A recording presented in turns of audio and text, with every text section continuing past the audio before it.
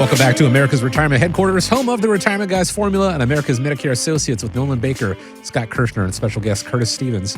419-794-3030 is the phone number. 419-794-3030, online, arhq.com. Don't forget, if you missed the first half of the show or previous editions of the show and you want to catch up, available via podcast, Spotify, Apple Podcasts. It's on YouTube. Just search for America's Retirement Headquarters. All the previous episodes there to check out when you got the time. Earlier in the show, we talked about Social Security and we talked about Medicare. There was a recent survey by the Associated Press guys that found that almost half the people didn't think either one of those was going to be there for them when they reached retirement age. And while that may be a bit alarmist, we touched on it briefly. It is possible the age limit could go up and the benefits could go down. Some changes possibly need to be put in play here, which has led for many people to file for Social Security right away at 62, getting it as soon as they possibly can, getting what they can while they can. What might be the long-term downside of a decision like that? Well, there is a lot of reasons why taking Social Security at age 62 is a bad idea. But when we look at the statistics that are out there, it's really amazing. So if we go to the ssa.gov website and we look at how many people are drawing benefits before their full retirement age. So again, keep in mind, the full retirement age is the age that you are entitled to 100% of your benefits, and that usually ranges between 66 and 67. It's dependent upon the year that you're born. In looking at the most recent numbers that are out there, it's roughly about 70% of people are selecting to draw benefits early. Now, you dive a little bit deeper into that, and looking at the numbers from September of 2021, it's estimated that 35 to 40% of Americans choose to begin receiving Social Security benefits at the age of 62. Now, Chris, as you talked about in the opening segment there, you talked about how many Americans had felt that Social Security and Medicare were not going to be there for them when they reached retirement age, when the reality is it was there for them. And we know, looking at the Social Security and the information that's coming out, Social Security in just a little over 10 years is going to be exhausted under the current way that the system is running. And if you look at your Social Security statement, they're expected to be able to pay only about 70% of benefits. But Curtis, does this come up when you're working with a client and you're talking to them and they're looking at making a decision of when to draw Social Security? And when you're talking with them and drawing Social Security at age 62, why could that be a bad idea? Well, as a fiduciary, assets do not equal income.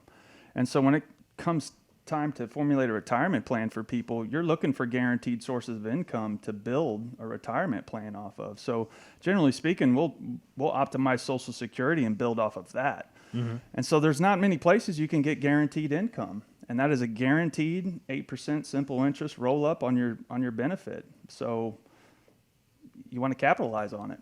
Yeah, so, people think that they're worried about it being exhausted. They're going to get money. As you point out, with the income increases, you get more money by waiting. You can wait until age 70, and once you go past full retirement age, then you get this automatic 8% increase. Makes it even more attractive for those people. And the average retiree, you think between a husband and wife, the other thing that I hear is, I'm not going to live that long. My parents only lived until their mid-70s, sure. And I ran the break-even analysis, and I figured I better get my money while I can. Looking at it as a break-even analysis, I think also is a bad way to take a look at it, because what if you live longer than mom and dad did? What if you live longer than your uncle or your family or your relative? So with Social Security, I'm betting on you living a real long time. People who run the break-even analysis, I don't know about you, but I've not yet had a client ever invest money with me that gives me money and says, sometime later in life, I'm going to come back to you and I hope I just break even on this, right? Sure. They're investing with you for the goal that all roads lead to income, and they want to get the highest possible income for life. So selecting a penalty or looking at it as a break-even point may not be a good idea. Taking Social Security specifically at the age of 62 when it's not necessary can be a bad idea really for a lot of folks. There's going to be a reduction in what your monthly benefits are. If you begin taking Social Security at 62, your benefit's going to be permanently reduced compared to waiting until you reach your full retirement age. And as I pointed out, it even gets better if you wait past your full retirement age. And Nolan, what I'm seeing with a lot of my clients is, if they're not sitting down with me and going through the optimization of the Social Security benefit, then ultimately I'm just helping them navigate fear or greed, which a lot of clients have to navigate. And therefore it becomes an emotional decision. So it's just very important to sit down with somebody and look at your options, do the math.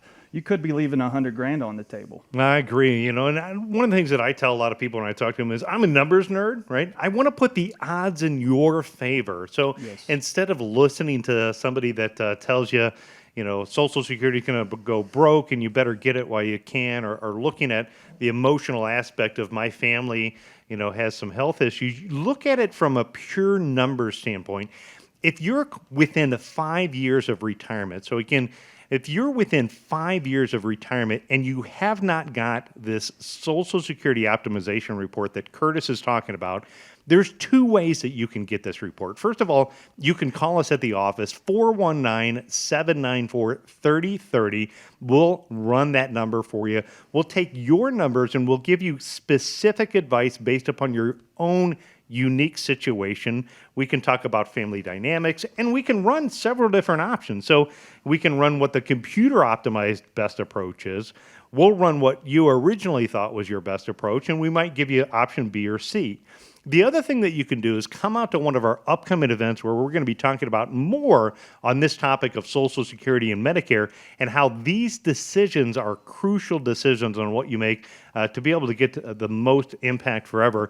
Because when we look at it, number two, when you're looking at Social Security or when you're looking at Medicare or health insurance, we have a longer retirement horizon today. So people are generally living longer, and retirement's going to last for decades.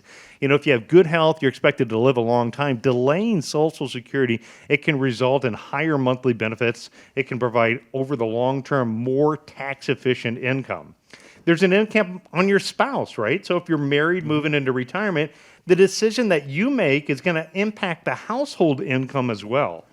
Yeah, Nolan, and the other thing I just wanted to add real quick, there's peace of mind knowing that you made the most efficient decision for your family. And so, yes, the numbers are important, but also knowing that you did the work and you can leave that office knowing, hey, I know I'm doing the right thing.